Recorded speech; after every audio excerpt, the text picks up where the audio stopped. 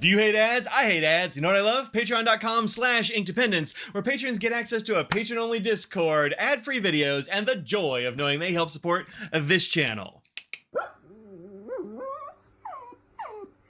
Hello folks, welcome to Inkdependence. I'm Mike, and today I have a couple of pins to show you fairly quickly, I hope. We'll see how this goes, but there are two cool pins to show you. These are both from Good Made Better, and they're part of a Kickstarter, which is running now through the end of the month as you're watching this in October of 2024. If it's after that, I mean, you can probably buy these at some point. You've been able to find these at pin shows for the last couple of months, so, or last few months anyway, I guess. It's been longer than I thought.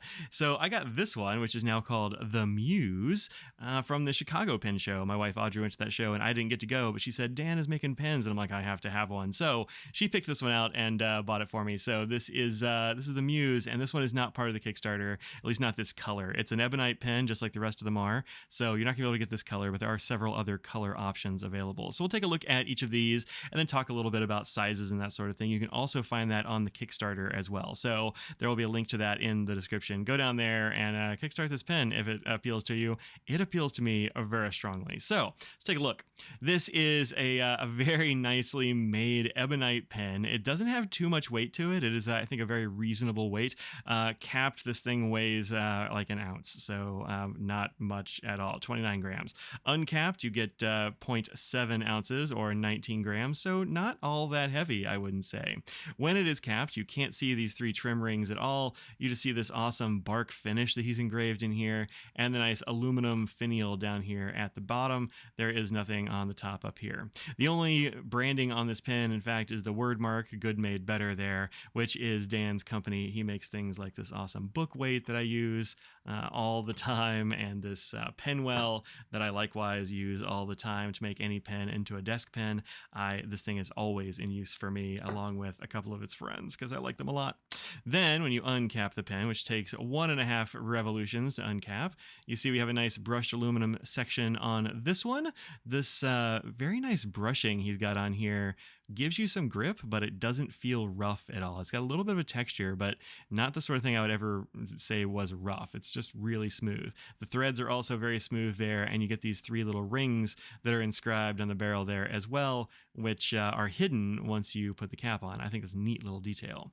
The section up here does have a little bit of a recess where the nib sits in there. So if you fill this from the nib, you want to make sure and just get like a paper towel or something to just wick the ink out of the inside rim there, or you might get a little bit of ink in your cap. Not a big deal, but something to be aware of. These use number 6 Yovo nibs. I picked a double broad because of course I did. And so this is a pen I have not uninked since I've gotten it. It's just been a pen that I've used constantly because it is so darn good. Fits in my hand perfectly. It doesn't really post. You can set the cap on the back, but it's wobbly. It's not meant to post. It would be weird. It's weird if you post it. It makes it too back heavy, and I don't know. It's kind of perfect as is.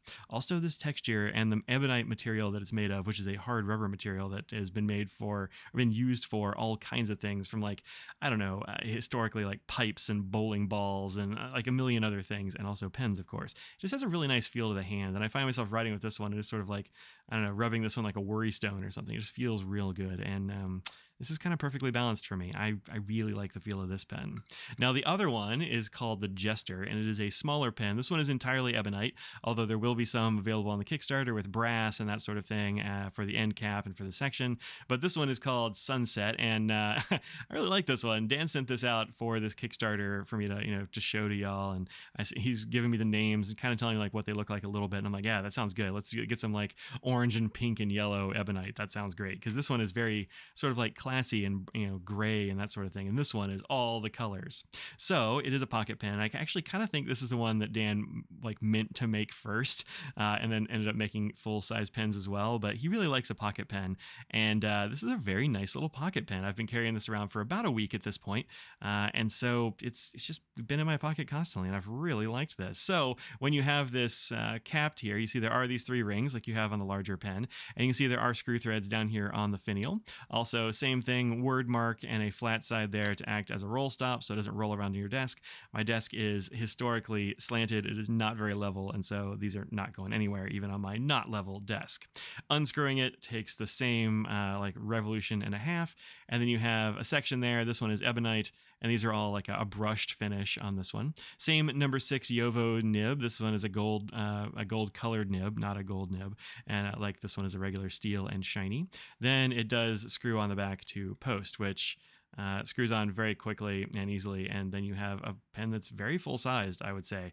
The section diameter on this is very pleasant. Even this smaller one has a section diameter of 10 to 11 millimeters, give or take a little bit, which is very nice. And then when this is capped, or when it's posted, I should say, it's about 5.4 inches, or 136 millimeters, which is a perfectly cromulent length. Fits nicely in the back of my hand here. I will say that when it is uncapped, it is pretty darn small. I think that uncapped, this about 3.5 inch long pen is maybe a little bit too small to really use much. I've used it a little bit like this just to see if I could, and what I have to do is what I've been doing here just unconsciously, and that is kind of jamming it into the web of my hand and writing like this, and it works okay, but I wouldn't want to do that for very long, and so I would just screw it on the back to post it. It works really well that way. There is, of course, also a second set of rings right here, which is an interesting little feature.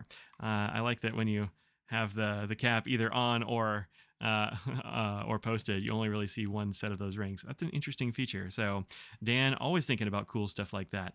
This one takes cartridge or converter for filling, and this one is standard international cartridge only because of the size of the thing. And he sent a little diamine cartridge with it, which has been very nice. It's diamine claret. It's very nice ink. I'm enjoying that, and a good match to this pen's vibe.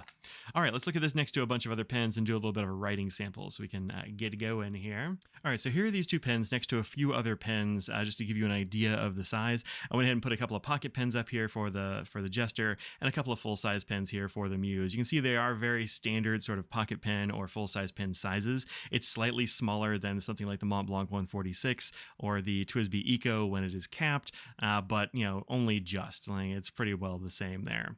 And then the Jester here is pretty much the same size as like a Schoen Pocket 6, and a little bit smaller than the Kaweco Sport I have here. Let's take off the caps and see how those look. I'm going to go ahead and post the pocket pens because they're meant to. I'm not going to post these because I don't know why do it.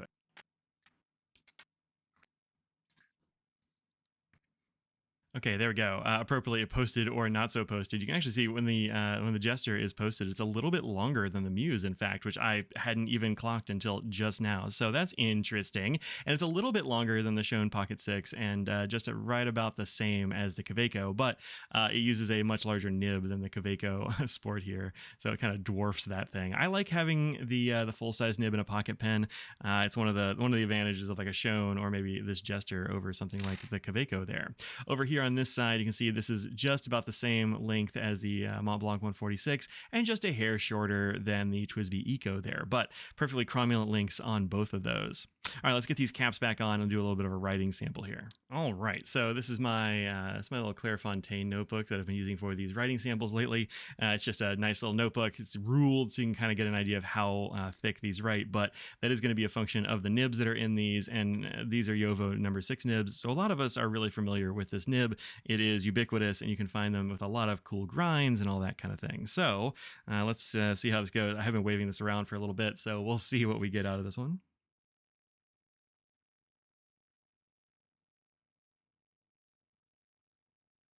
This is a Yovo number 6 in double broad, or broad if you're fun. This has a really cool ink in it from the Wet Pen. That guy really knows how to make a cool ink. And I believe this one is Deception Pass, so go check those out at the Wet Pen if they're ever in stock. He does make those, so they come in and out of stock. But this is a very comfortable pen to use, and I've really been enjoying it, as I said. Now this one is rocking that little diamine cartridge. And what size is this nib here? This is this is just medium. Okay, so this is the Good Made Better.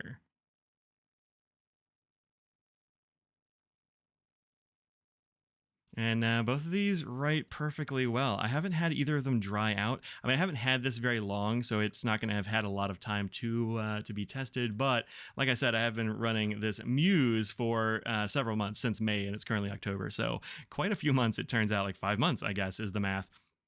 And it hasn't dried out on me once. Like it's not leaking air. The cap is nice and tight. These threads are doing their job, and I'm really really enjoying the use of these pens. So, go check them out on the Kickstarter, where they go for around $250. So, admittedly, not the least expensive pen on the market. However, these are all handmade by Dan in his shop out of ebonite, and they are like textured and all this sort of thing by hand. And that's a lot of work. We've got different materials going into these things. These are well-made pens by a good guy with a good and cool company. So, do I think it's worth it? I think so. I mean, I paid for this one, so obviously I think that one's at least worth it. For the pocket pens, I use pocket pens less than I use a lot of other pens, but I would put this in the same strata as things like the Schoen Design Smoltum and some of those, which are fairly expensive pocket pens. And I think it's a super fun little pen. So I think it's very cool, and it's got a lot of interesting work in it. And I like to encourage small makers to make cool stuff, especially thinking kind of outside the normal shapes and forms and textures and things that we've been seeing. So yeah, I really dig these. I like all of their work over at Good Made Better. And go over that Kickstarter and tell them I said hi if you back it. And otherwise, you'll see these, I'm sure, at pen shows in the future, where they've been popping up until now. But I would say back with confidence. Kickstarter can be a little bit dodgy because they don't guarantee you'll get the thing. I'll eat my hat if Dan doesn't pay off these pens. I mean, you'll get your pen if you pay for it. I trust that dude. So and it has definitely made its goal. It's almost doubled its goal at this point, and it's still got several days to go. So these are going to be made, and I think you should get one. That's it. Until next time, think about what you put out in the world, make it better, and I'll see you in another one. Peace out.